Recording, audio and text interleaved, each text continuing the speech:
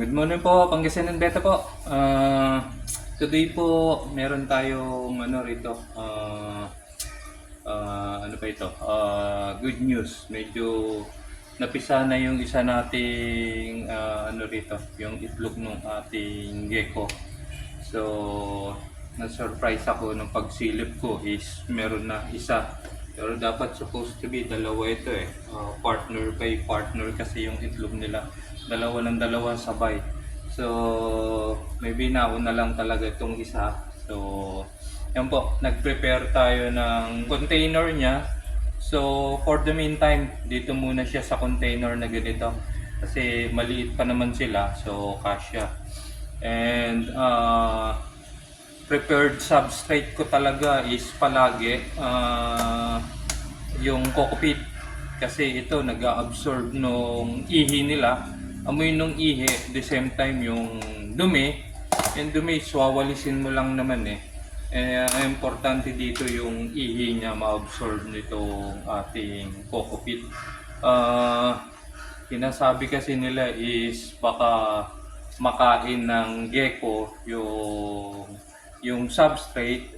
So far naman sa tagal ko na rin gecko, ito lang naman ang ginagamit ko sa kanila, and so far wala naman akong nagiging problema.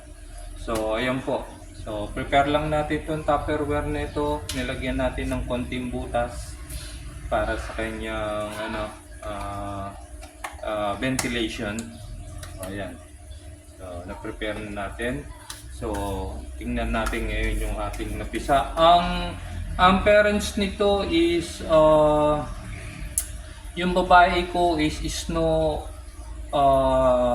Tremper Albino or Tremper Albino Het, Tremper Albino Het Blizzard Het Murphy's Patternless, no? So yun yung ating babae, and then yung lalaki is naka-loan ako ng lalaki. I think it's albino, rainwater albino siya.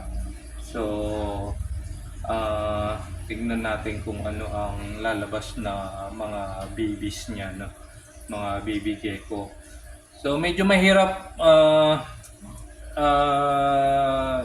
i-morph talaga yung mga geckos. So up to now ako talaga is medyo nahihirapan pa rin ako mag ID ng ating mga geckos. So pero importante kasi doon yung parents, alam mo yung morph ng parents para ma-ID natin o maitanong natin sa ibang mga expert, no? So ito na po, tignan natin yung ating baby gecko dito. Focus lang natin yung camera. So dito po sila nakalagay. Actually ito is tinry ko by days o by temperature. Expected ko is female. So kasi nilagay ko sila sa malamig na place. So ngayon ko lang sila nilabas dito sa room temperature. And ayan po, nasa Tupperware din lang sila na malaki. Sama-sama yung mga itlog dito. Ayan. So kung bubuksan natin, ayun po. Yan, mayroon na tayong isang baby. Ayan lang po, talagang malikot lang siya. Malikot lang. Ayan. And nataka lang ako yung kulay niya is nahulog. So ito na po yung ating baby gecko. Nailipat na po natin. So ayan po siya. Dark brown yung kanyang pattern. Then yellowish yung kanyang katawan. So I don't know kung ano po yung kanyang ID for now. So ipa-ID ko na lang to sa mga expert.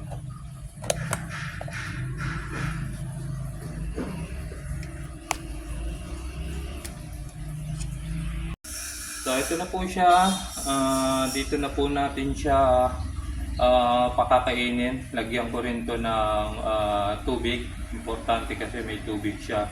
So kuha lang tayo yung takip ng soft drinks for the meantime, lagay natin dito.